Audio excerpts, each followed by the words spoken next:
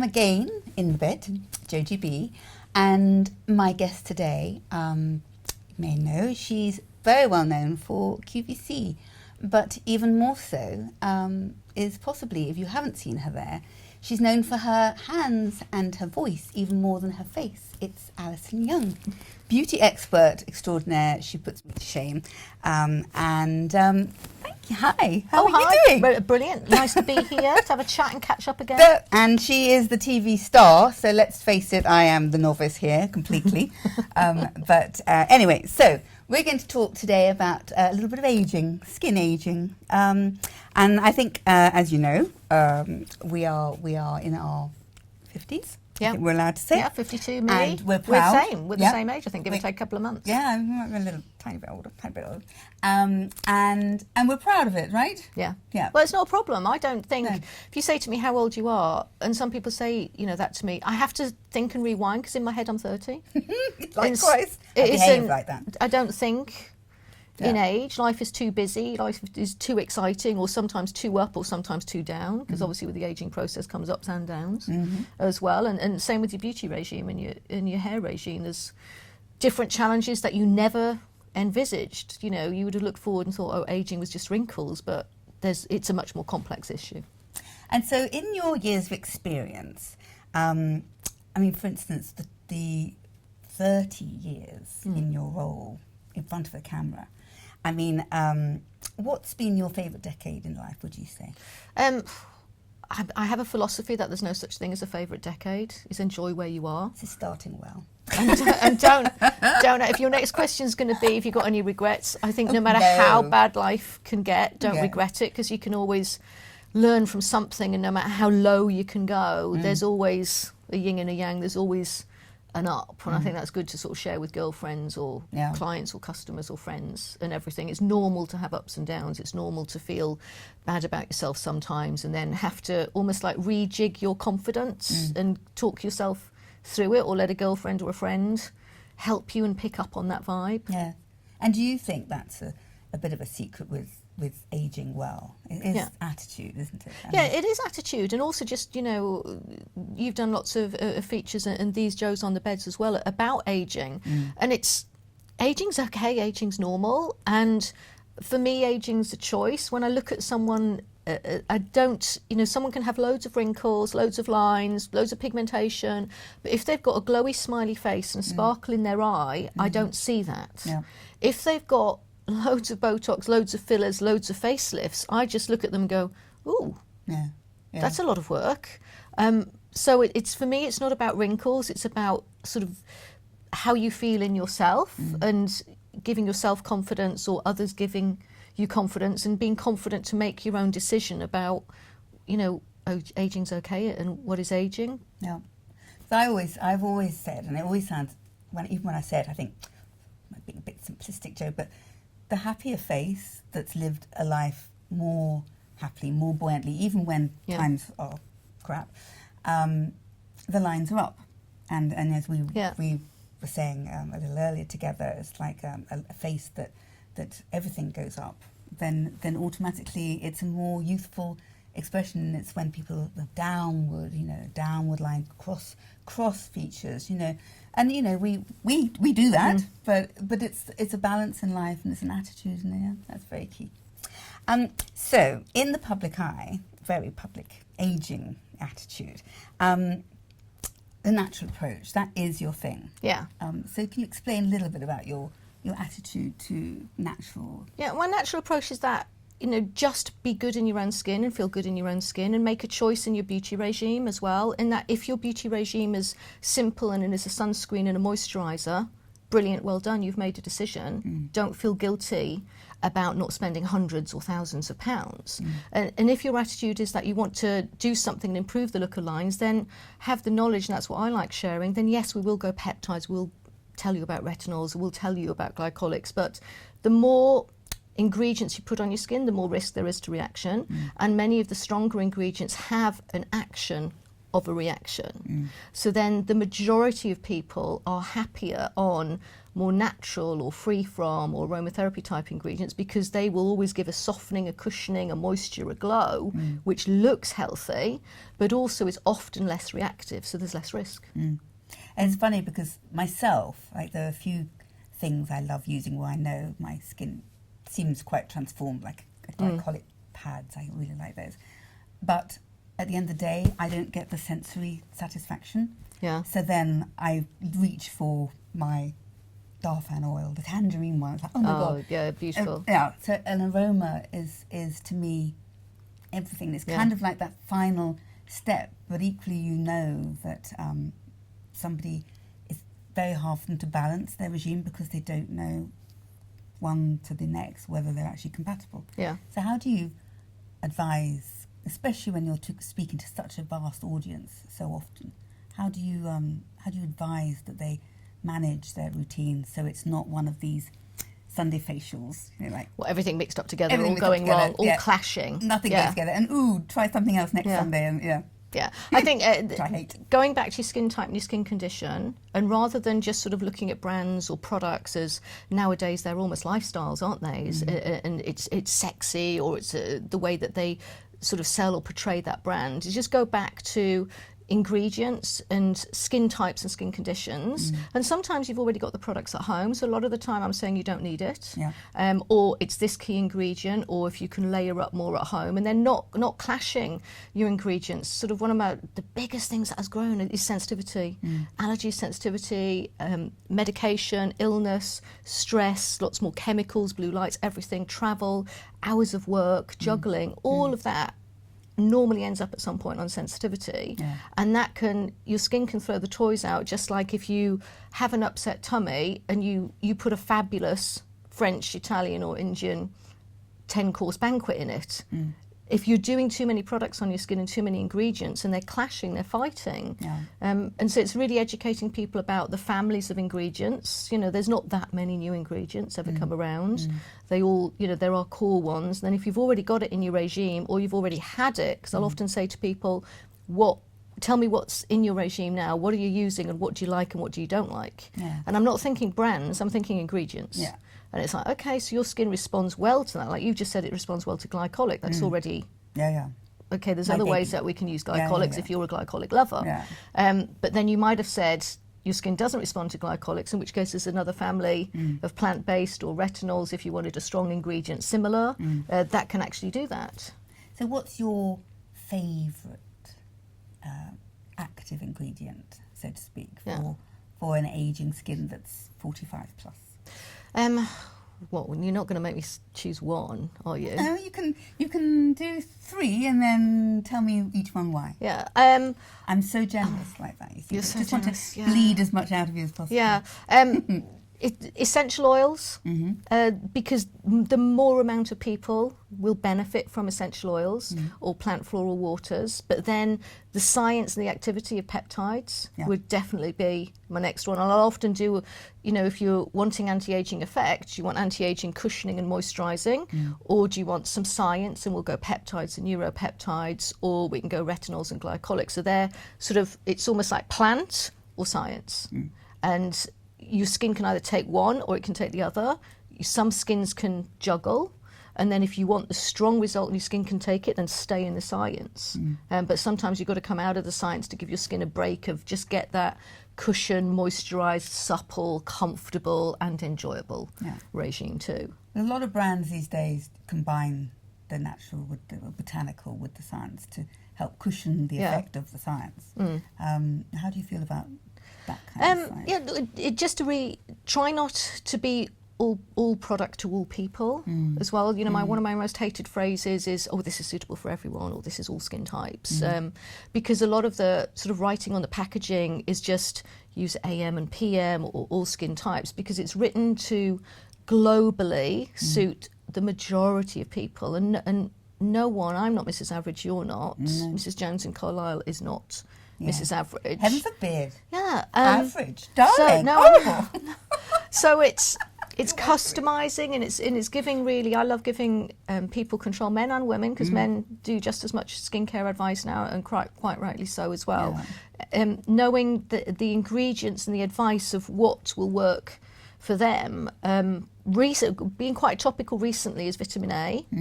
And a lot of brands, you know, vitamin A natural in rosehip, vitamin A natural in blended oils, in the carrier oils. But then vitamin A retinol, totally different ingredients. Yeah. But they're all saying will lessen pigmentation. The natural vitamin A, no. It's pleasant on the skin and it won't. It's not hard hitting enough. The retinol, yes, but it has a side effect if your skin can take it. Yeah. But if your skin can take it, it can give you a stronger result. But it's almost like then everyone out there thinks, oh, I'm using vitamin A, but you're not. Yes. You know, there's different levels of it and different levels of vitamin C and so on. The industry is meant to be becoming a little bit more transparent. Yeah.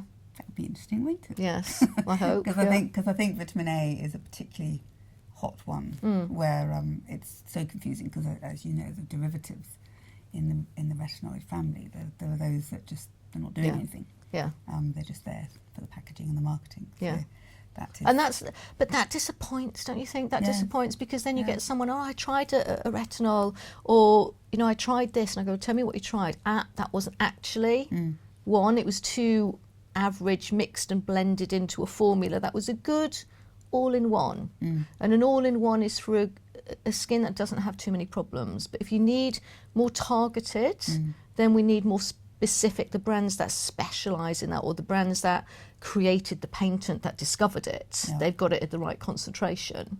And, you know, that's confusing for a lot of people. Well, I mean, that fact that we've both grown our careers on trust and integrity.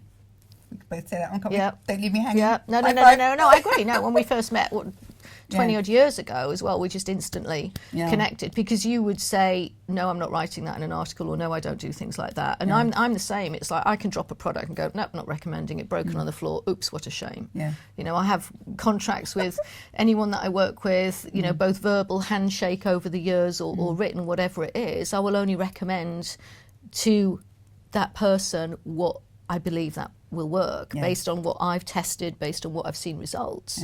And I'll only be honest. And a lot of the time I'll do things like, no, don't buy anything. It's in your cabinet already. No, you know, they'll say, oh, what should I get for this? Or what can I get for this wrinkle? I'll say, actually, can I just tell you, your skin looks great, your hair looks great, you've got great blue eyes. And I actually, until you went like that and put a great big arrow on your forehead, I did not see a wrinkle. And now I can see a pathetic little one. Yeah. Stop worrying about it. Do you have a little magnifying mirror? No, I don't really. I love actually. mine. Yeah, do you? I do. I have 3 of them in different makeup bags. Right. But Oh God, no, that would be frightening. No, because, well, the thing is, you see, I mean, with age, you know, I wear contact lenses, but I've definitely come more along. So it's kind of like I suddenly reach a point, I think, oh, hang on a minute, I should have done my brows. Good. Right. And I can't live without my close-up mirror. But it's that thing, which, as you say, is that we all focus like this. Yeah. And then we're not looking at the big picture. I've worked on Supermodel and Royalty. Everyone looks hideous like this. Oh, totally. You look hideous like this with Botox in you, with fillers in you, with surgery in you. That is hideous. At home, you know, we come from a similar area of the country. You know, I'm Wellies, a lip gloss and a sunscreen. So I have such a juxtaposition. I think that's helped with when I recommend things to clients as well, is that because I live in the north and work in the south, work in TV in London and have to, you know the TV tricks and the makeup and the hair and everything. But then, you know, at home with illness or stress or with kids, well, not with kids, with other people's kids, with me, with horses and dogs, that's what I do for kids. And you've got to know the quick fixes too. So it's not, it does not look like this. I know, and it is funny. I mean, weekends I barely wear anything at all. You know, and that's okay. Yeah, no, absolutely. That's normal. Totally happy like that. Yeah. I you might know. put a bit of mascara on if I pop to a coffee shop. If I'm lucky, poor husband. He has to put up with a lot. Clearly, But skin, you know, skin and face and looks has good days and bad days. You run in confidence, out of confidence. I think sharing that with women, you know, is good. And you know, and if it is mascara and lip gloss, then which mascara and lip gloss? Which was the one that was actually so black that it looked like a liner and really woke up your eyes? And which was the lip gloss that didn't make your teeth look yellow and had a vibrancy to it? Yeah. So over the years, am I allowed to ask any favourites? Favourites? Do you want the list? How long is the We list? can start. Hold on a minute. Boom, boom, boom. Yeah. No, okay, I've got this one. Best beauty buys. Best beauty buys. Illuminator. Right.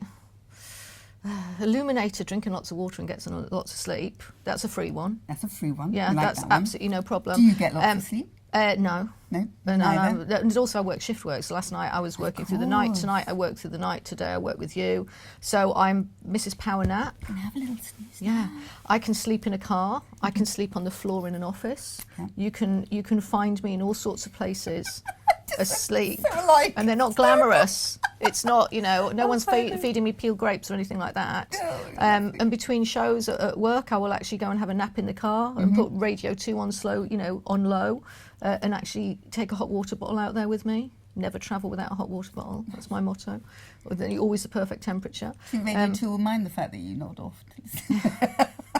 Yeah, well, it depends, and I love Depends Jeremy Vine. I love Jeremy Vine at lunchtime as well. I can't miss that. You can't fall asleep on that one. But best illuminator. It also changes with fashion. It does. But one that hasn't changed with fashion has got to be Bobbi Brown Shimmer Brick.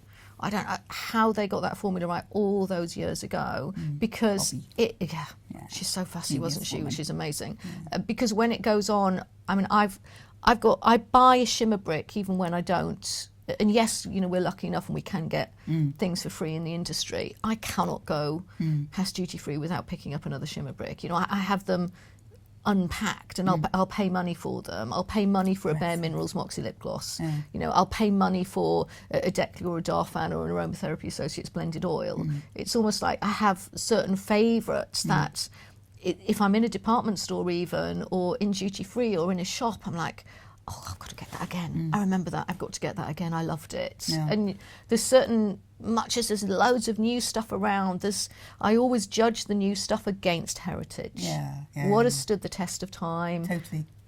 What's that quality? Why is that so good? And then new kids on the block, it's like, okay, similar ingredient, but not I agree. quite. A little bit missed it. In beauty journalism, it's like more and more about the new, and it's like, hang on a minute, if you do like beauty awards, particularly a magazine I used to work with, we do ones where we had readers voting as well, and it would always be the heritage brands and the classics that would win time and time again. And it's like, hang on, just don't need to talk about just the new, talk about everything.